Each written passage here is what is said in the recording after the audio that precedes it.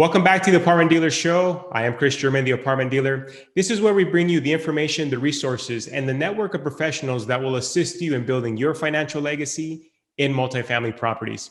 Today, we have a special guest. We have Mr. Bruce Norris. Bruce, for the better part of the last 35 years, has been a real estate educator, investor, hard money lender, developer, builder, and really has his hands in all facets of owning investment real estate.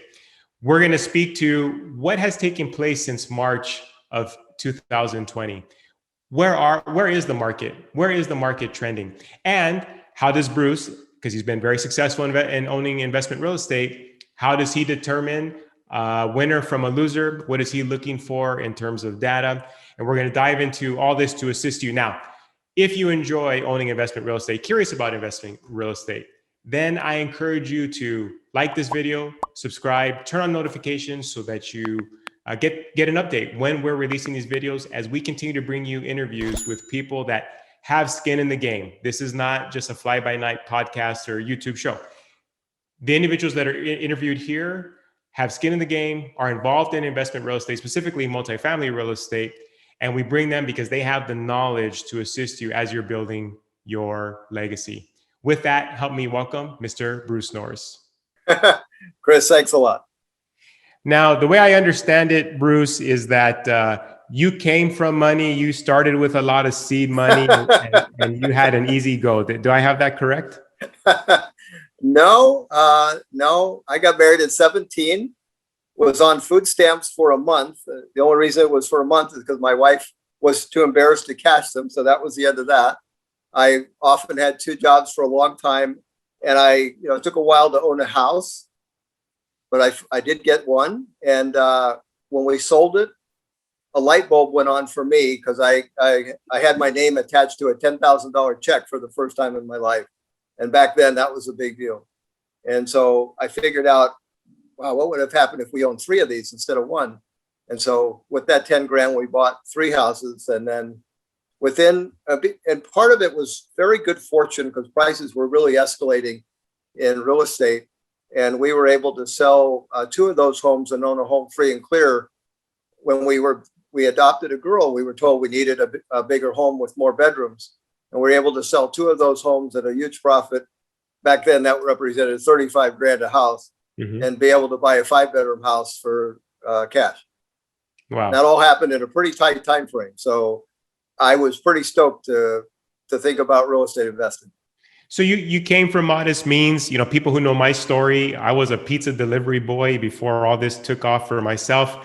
And it sounds like you had, the wind to your back in terms of when you were beginning these real estate moves. For myself, I got licensed in 2007. So we all know what happened in 2008. But it just goes to show you just can't really time the market. You just have to put your best foot forward, do your due diligence, and up or down, there's still money to be made in real estate would be my take. Now, well, there's also a very appropriate action that could be very different in both of those sequences. So, sure. Yeah. So, it's really important to know that if you're a deal hunter, and you look at the chart of foreclosures and it's off the chart, you're going to buy most of your inventory that's lender owned or a short sale, that type of thing. And when it's increasing and going up, you're looking for the fixer upper unit directly from the owner. And that's where all your emphasis is. So the game changes. And to know that is, you don't know that until the second cycle of that, Right. But once you live through it, you go, oh, I've seen this before. Right. Well, I think for many of us, what we're going through now, we haven't quite seen before, and we'll get into some of the novelties of the current market that we're in. But, when we speak to investors on our educational platform, we try to make things simple. And I know you've been a part of our educational events in the past. So I talk about the 3 pillars of being a multifamily investor. The first pillar I call maximization. A lot of landlords underutilize the assets they have. In other words, they're not maximizing rents, doing capital improvements, these type of things. So you have to own, pillar 1, essentially buy real estate and improve it. So for yourself, because you have been buying and flipping real estate for over 3 decades now, and you've seen different market cycles, how does Bruce Norris identify this is my deal when we're talking about a flip? Well, if it's a flip, it's just that the numbers work. So I bought many homes in areas that you probably wouldn't have wanted to live in. But the numbers work. My formula for many years was I was buying things for 50 cents on the dollar or less, or I would pass. It was just that simple. I would be in an auction of 500 people. And if the house was worth 100 and the bid was 50,000 and that was my bid, and somebody went to 50,500, done. I was over. I'll go to the next one.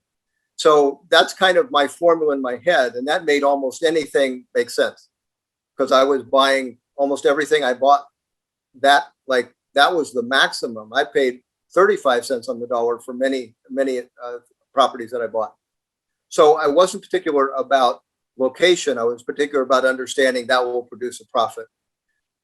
So holding rentals really wasn't part of my game for a very long time. So fast forward all the way to a decision I made 3.5 years ago. I had some of those not so greatly located single family houses that had gone up 400% from the bottom in 2009. And I had a chance to own new homes in Florida in an exchange. And that's when I decided to do that because that was a very different quality difference of tenant and property and location. And you said something I think very key is that you essentially relied on the math. You didn't get emotional about a deal. You didn't get caught in the hype of the market. These were the numbers. And if they worked in your favor, then you move forward. If not, you were willing to pass. And I think that's a key point because when you look at it from the multifamily side, I can't tell you how many landlords they get a tied to one building. They get emotionally tied to a property, Sure. And they hold it far too long. They lose tax incentives along the way. They're not maximizing the rents because they're too close to the tenants. And for them, it's not math. It's emotion, which again, it's everyone's own call. Here, of course, we're a big proponent of, look, if you're going to go through the headaches of owning real estate, especially now when you're talking about eviction moratoriums, as tenant friendly as California is, if you're going to go through the risk, then there better be a lot of reward on the other side of that risk, or why play the game at all? Do you think I have that right? Yeah, but I can tell you, I went through a phase of not raising rents for almost a payback. When I was very young, I had a chance to go from an apartment to a duplex with my own yard, and I had 2 little kids, so it's a big deal. And the guy never raised rent on us for 2.5 years. It allowed me to have a little can of savings that I put money in. And I just made a mental note, if I ever own rentals, I won't raise rents. And when we bought the stuff in Moreno Valley, we fixed it just like you would if you were going to sell it. Granted, it was perfect. And we had the same tenants probably for 7 to 8 years without a rent raise. Wow. To pay back, to say thank you to that guy that did that for me. And you know what was interesting? When we sold those homes, our repair bill on those homes was less than like $3,000 a piece after 7 years, because it was the nicest place those people had ever lived, and they took care of them. So that was interesting to me. That goes to, again, back to pillar 1, maximizing or doing capital improvements. Again, some landlords take the road of they're going to skimp on the repairs. They're going to put Band-Aids on everything. And that's how they're going to maximize cash flow. I have found in our own properties that we've either rehabbed and held or rehabbed and flipped, that we make it into something that I would want to live in myself, something that I would be right. And because of that, we get 15 to 20% above market rent in the rental rates. The tenant base that we get is a much better tenant base. And so again, this is what we've been sharing with landlords. And I'm glad you touched on that. It's the days of the slumlord, I think, are over, especially now when you look at the laws and so forth of how California, or probably other states as well, those days are over. They're coming for you. The judges are coming for you. So better to be proactive. Well, and for me, now we did fix this home in Moreno Valley. That it was really nice, but it was still in Moreno Valley and not a great area. Mm-hmm. So now I have new homes that are really nice in a great area where virtually anybody would live in the neighborhood. And so that's a new experience, and also a different level of tenant.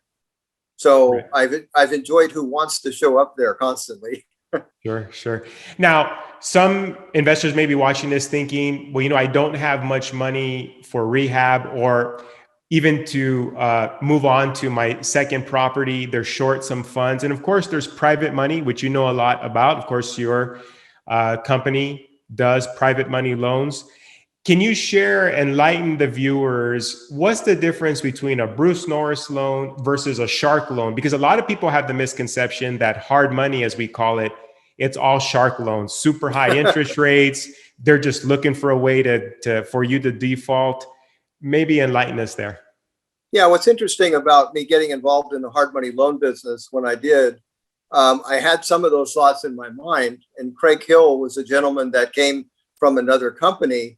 And his goal was never to have a default, basically, because what he found out over the years was people that are trust deed investors don't want to own the real estate. They just want to get a check. That's it. And so we made a habit of making very safe loans. Now, the rates have changed since I was the borrower. So I was Craig Hill's biggest customer, borrowing money at 5 points, 12.5% interest. Wow. That was the number. That's expensive.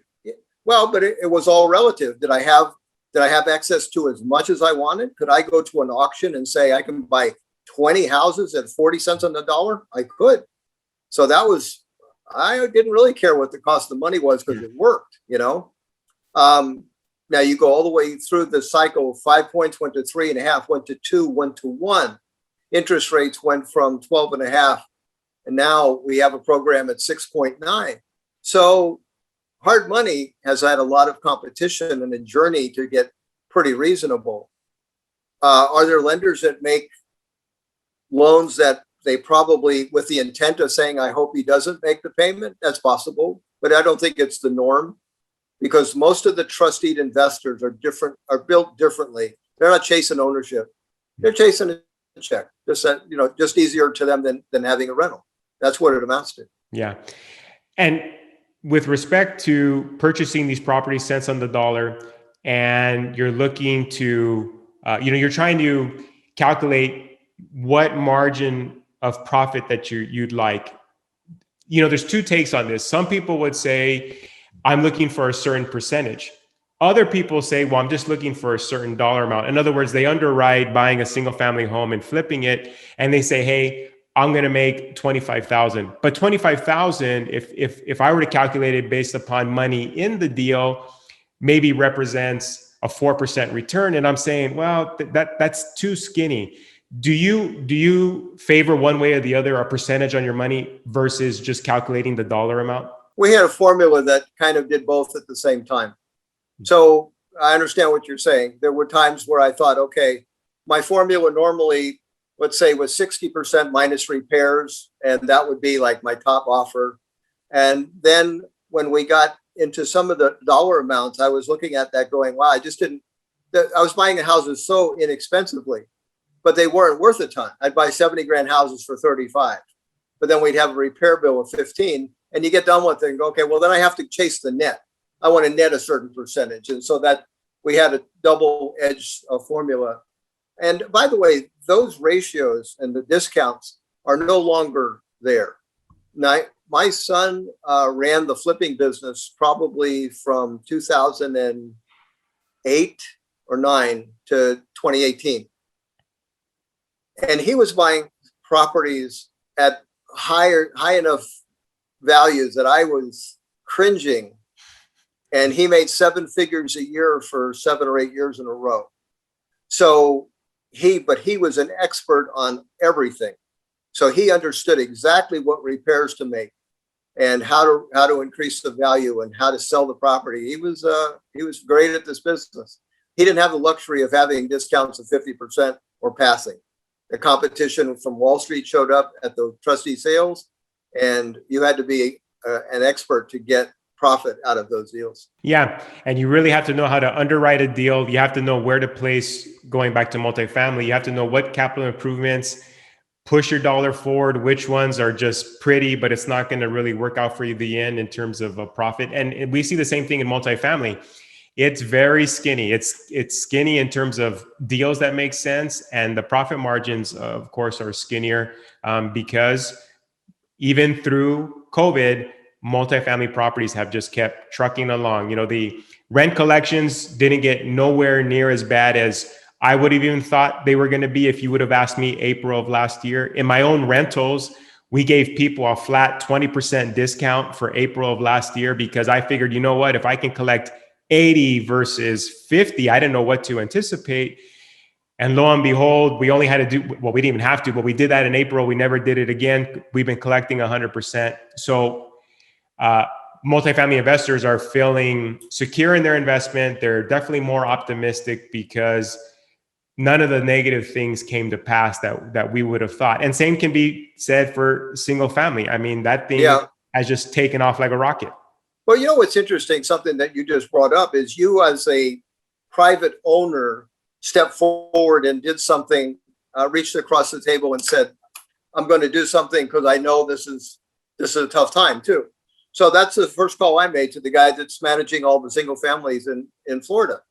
I said, if you've got somebody legitimately lost their job, I said, let's just work with them.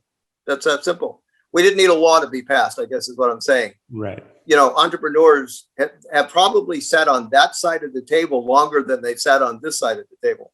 Mm-hmm. And so we can relate. I mean, I was a dad at 17. And so I get the pressure of, okay, I just lost my job. I was working at a restaurant, they closed. So that was my first phone call. But like you, our experience has been, we've been paid 100% of the rent. So it's a strange, this last 12 months has been a head scratcher for a lot of reasons, because what you anticipated was a worst case scenario, never dreaming it would be a best case scenario. You never would have dreamed that we're now about, with vaccines and what have you, we're exiting the pandemic, if you will, to some extent. You never would have guessed we would be exiting in better shape than what we entered the pandemic. And you have the stock market that's in better shape. Real estate is in better shape. So when you say strange, yeah, it's strange. Well, we had great charts all of 2019 in real estate for single family and went up 3% with the best set of charts I've ever seen. So then you have March and April of 2020 happen. And I was just going, wow, okay, this could be really interesting. And then I've really thought about this, and I think there were two urgent groups that had to do different things, and that's what ended up happening. You had, let's say you're concerned about your health, and you had your house listed. Well, you unlisted it. It was no longer for sale. You got to refi it at 2.5%. You said, the heck with it. I'm just staying. Another group said, I got to get the heck out of where I am. So you had an urgent group say, I'm taking it off the market. Another urgent group came over the top and said, I got to have it. Something. I got to have something. And what happened was we were able to sell 125% of an annual number. So a 25% increase, let's say on top of 400,000, what would have normally happened on inventory that was down 45%. And then so that's how you have an 18% price increase when you put more demand on almost half inventory. Right. And that's what happened to 2020. And it was an interesting kind of someone that was interviewing me for an event that they had. And we were talking about similar things. He said, I had an interesting experience with a boat dealer. So I'm thinking I want a boat, in March and April. And that's when this happened. And the guy was so sad that owned the boat deal because he had like 70 pending sales that just got canceled. And he had 800 boats and he decided, I'm done. So about June, the guy goes back to talk with the boat guy. And he's like the craziest happy guy ever. He's got 70 boats left out of 800 boats. And you just go, wow, what the heck? He said, by far and away, my best year in 3 months. And you just go, okay, what happened? I wondered if urgency didn't kick in and say, you know what? Life's short. Yeah. We've been waiting our whole life to fill in the blank. We're going to go do it. That was interesting. Yeah. So, which even though we can't understand it, thankfully it's went this direction, and we didn't get worst case scenario, because who knows where we'd be sitting here today. So that's definitely been good.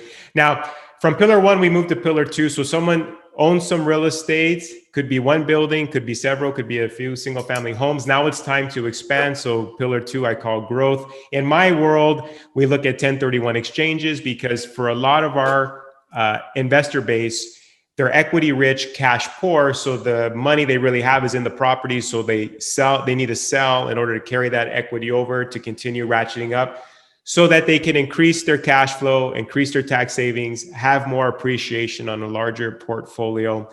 So that's in the multifamily world. Now, in terms of expansion, you've been investing in real estate outside of California before it became sexy. Right now it's real sexy, right? Because everyone's saying how bad California is. And so Sunbelt states and Florida and other places, people are running and doing different things.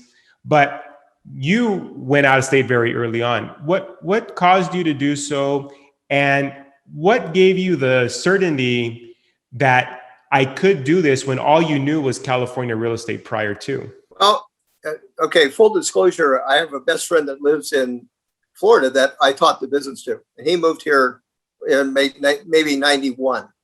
And when we had Hurricane Andrew that hit Florida, he was running an ad that he bought houses. And he started getting some interesting phone calls, as in people were getting their insurance checks, and he was being offered, you can buy my house is worth 200. I got 160 grand insurance check. You can buy my house for 40 grand. And these homes were still standing, and they were declared like a red tag. Mm-hmm. It has to be torn down. But he said, Bruce, these are not structurally damaged. So anyway, long story short, I flew out, agreed with him, and we bought a fair amount of houses at 80% discounts, and ended up being able to give the buyer all cash when you netted the insurance check in our purchase. So that was crazy good, because Chris, if you had to fix a roof after Hurricane Andrew, you weren't 2 weeks away. You were 8 months away. Oh. And so you couldn't resettle. So when you got cash and could move to a house that was done somewhere else, big deal. Okay, so I got used to Florida a long time ago. And then since he lived there, I was investing in new homes and stuff. So, but in California, I methodically look at charts and say, this is how I make decisions and what California is going to do. And so gradually I started looking at the differences between Florida and California. And one of the main reasons why Florida has the bulk of my wealth at this point is because of the migration chart, how they grow and their future of growth. So Florida is growing. About 85% of Florida's population gain is from migration of adults. 100% of California's gain at this point is babies being born over people dying. That's 100% of the growth. The migration is leaving. So what basically is happening in Florida, adults are showing up and say, I have to rent something or buy something. It's that simple. And so that demand is going to stretch out for a long time. That's why I'm here. So of course, your company offers an opportunity where an investor can purchase a brand new constructed home. And why don't you walk us through that? If I'm sitting on some cash or I'm selling some California real estate and I like what Florida has to offer, how does investing in what you offer, how does that function? What's the product like? How much cash does someone need to get involved in today's terms? Well, I think the typical investor that we have is paying cash for the homes. So they're 1031 exchanging very typically on something that's free and clear. And why they might do it is they're selling something that's selling for $800,000 and they're buying nearly 3 brand new homes somewhere else in Florida. Okay. So that was what was interesting to them. So their income went up, their inventory changed from whatever it was to new, nice area. All those things were attractive. What's happening in Florida is there's not a lot of inventory right now. So what we're having to do is we're sort of front loading the activity. If you think you're going to do this, the first thing we need to do is buy a lot. We need to go through the permit process with that lot and get you teed up. Because if you're going to do an exchange, we can't say, okay, we just closed your sale, let's go find a lot. No, don't do that. So we have that all in process ahead of time where the house is picked, the permit is just right at this stage of getting pulled, so we have enough time to build a new home. So that's typically what occurs. So we have several dozen of those right now. There are other investors that just say, hey, I just want to buy a finished house. Well, we have sold every finished house that this builder had. That would how many, I'm curious, how many houses are we talking about that you guys have built and sold since you started the project? over Roughly. over 100. Wow. Yeah. And with this builder, I would say we're into 30s. And I mean, that's just a very recent occurrence too. So, but the challenge in Florida is that, okay, as everybody else wants Florida too.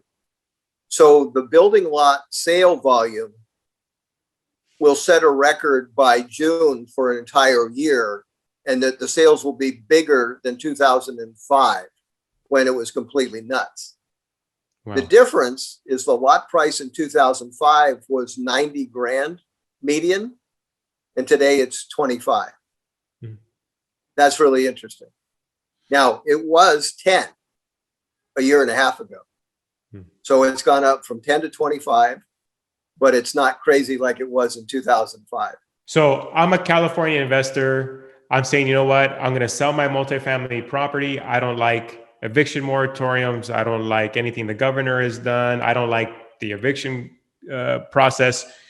I'm going to buy some houses from Bruce Norris. What is let's say I'm buying them cash. What's the anticipated rate of return after management and everything involved? It's probably 4 to 6%, depending. Okay. Yep. And so you help the investor identify the lot or identify places to invest.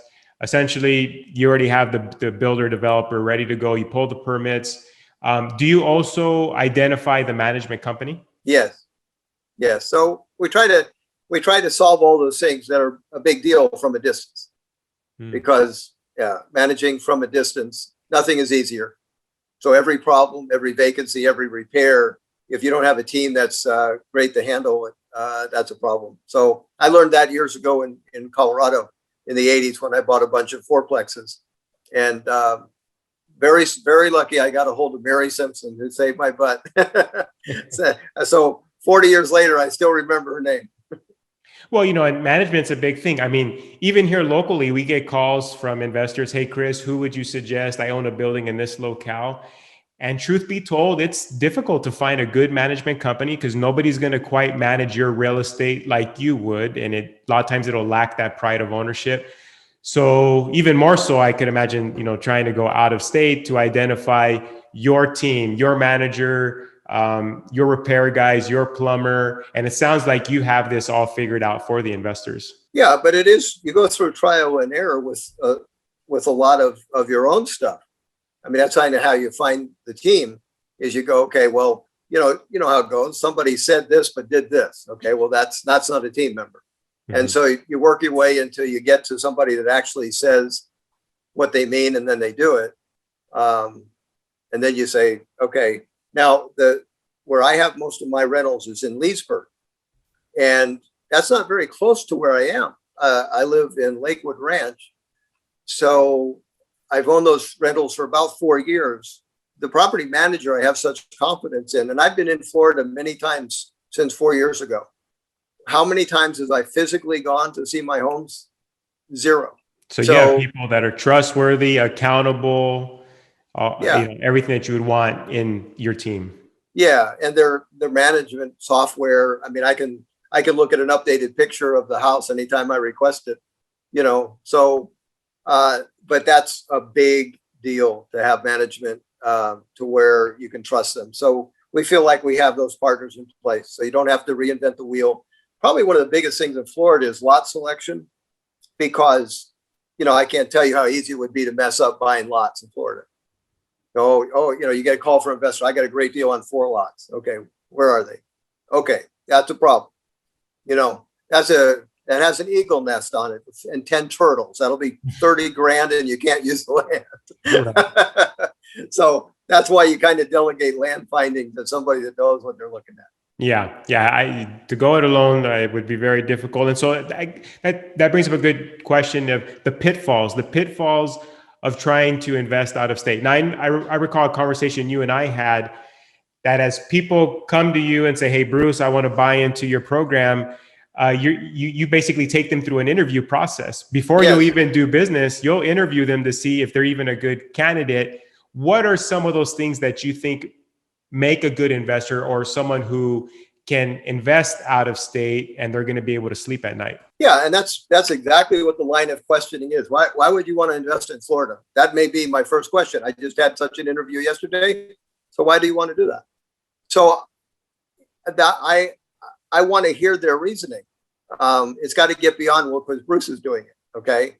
So, but why, because I'm devil's advocate, looks like you got a couple of really great properties in California. Why not just keep them? So I say that kind of stuff. And I'm especially looking for somebody that can't let go of control personally. In other words, oh yeah, I hand manage everything. I'm on top of it all.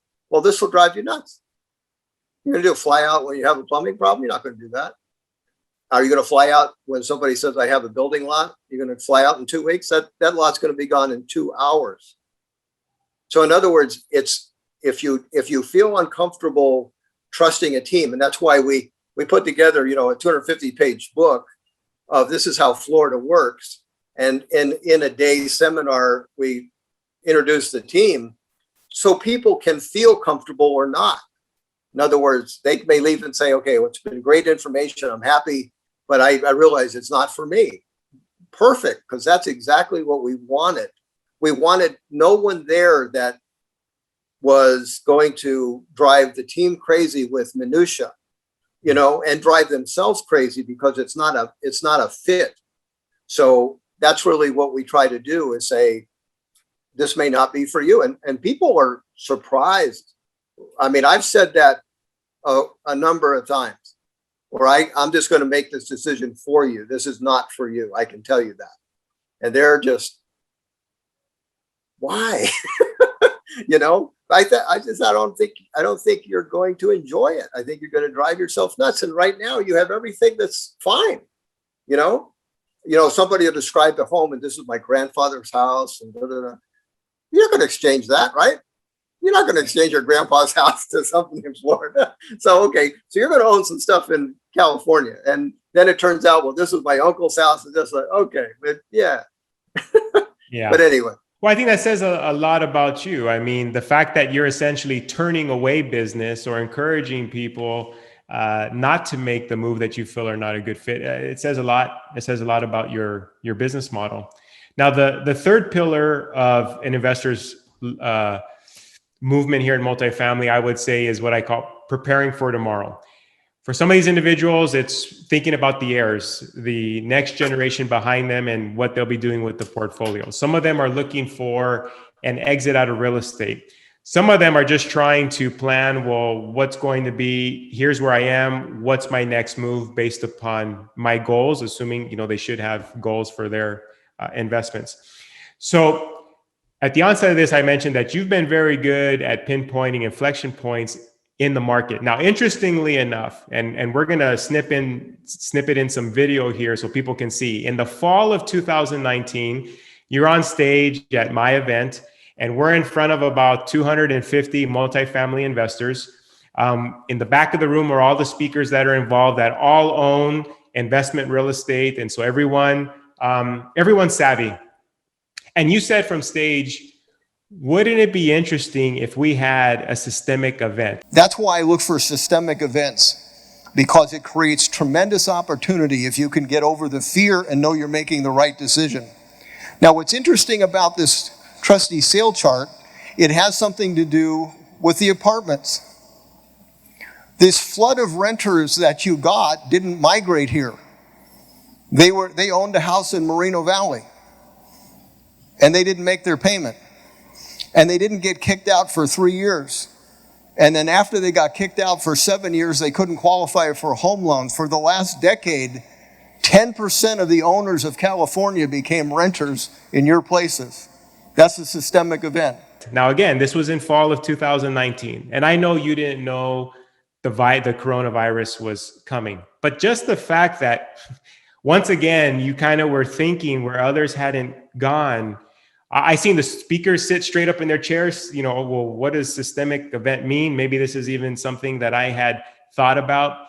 And you also discussed the fact that prior to that, for the last couple of years, as you mentioned, we had the best set of charts, yet the market could just not get off the ground. Then here we are, March of 2020. What we were supposed to be together in California for an event on stage, we had to change it to a live webinar because they canceled public events at that point. This was Thursday, March 19th. The governor announced the stay-at-home order on Friday, March 20th. You call me, Chris, sorry, I can't be at the event. I have to have my own meeting with my own investors, my company, and you kind of partook over Zoom. It looked like you were in a bunker. It was just strange, just everything involved that day. I can remember it vividly. Long way to ask this question. What was it in 2019 that you said, hey, we need to consider systemic events, and that you were watching the market and you had an understanding of, hey, this thing should be doing better than it does? Because I think it's very important for my next question, which will be, we're doing great now, but is this short-lived? But first, what had you thinking systemic event in 2019? To be honest with you, it's probably some of the people that I read and listen to. So Ray Dalio would be one of those people where he, I think it's a big deal that I can go back 50 years in charts and go, okay, I have a pretty good idea of what happened. He goes back 500 years to study history, and he doesn't need something to have happened in his lifetime to understand it's inevitably going to happen.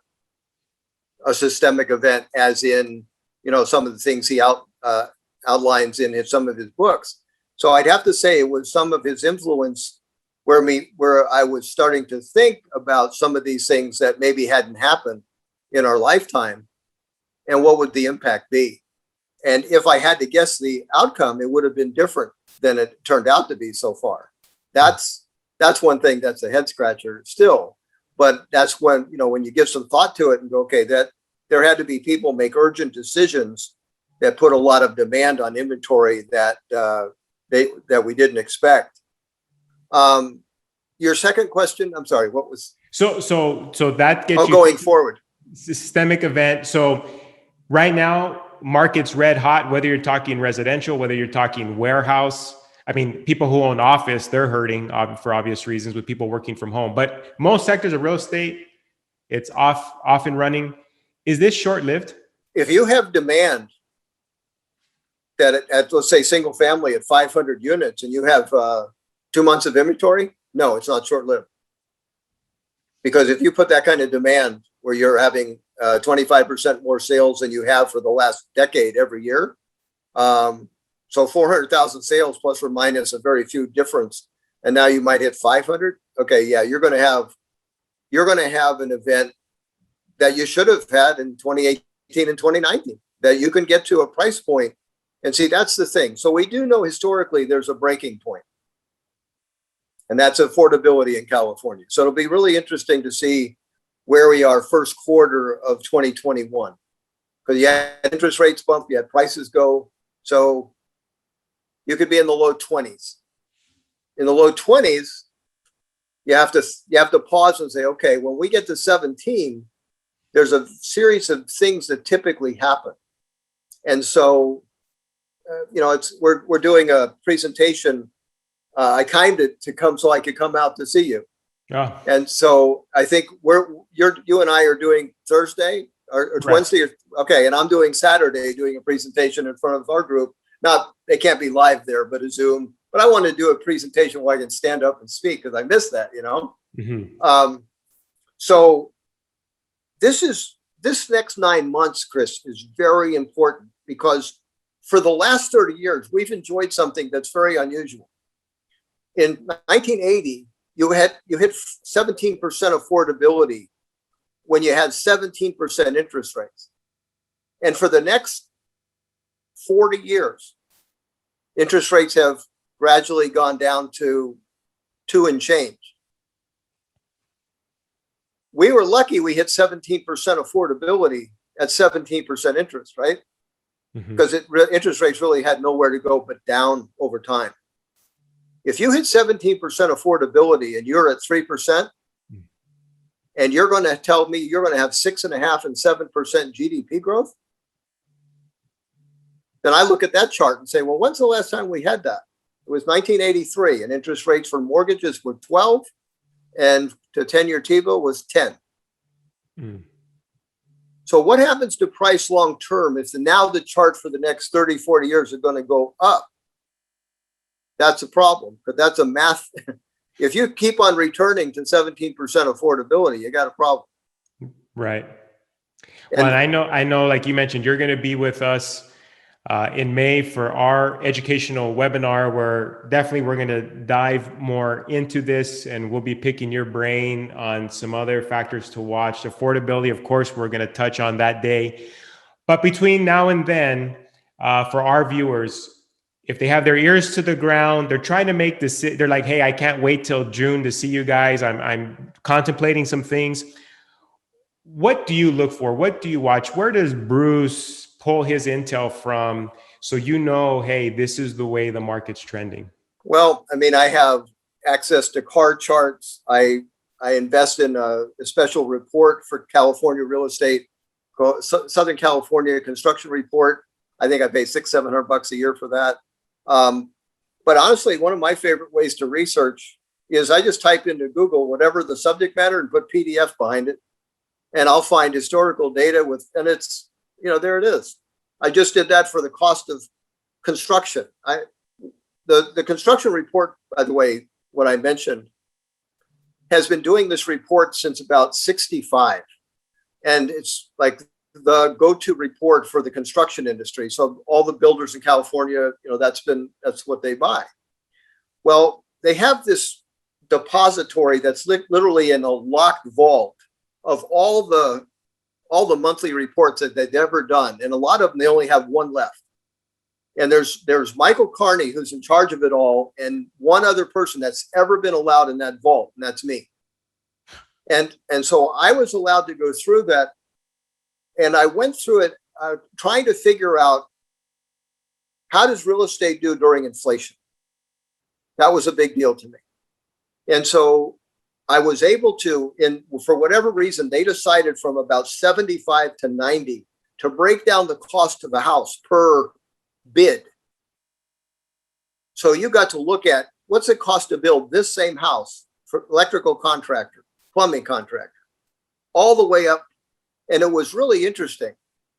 And I realized, holy cow, when you own real estate, you own commodities, right? And there's always a correlation between new home prices and existing home prices. So, and a historical correlation. So when has existing home prices been higher than new home prices?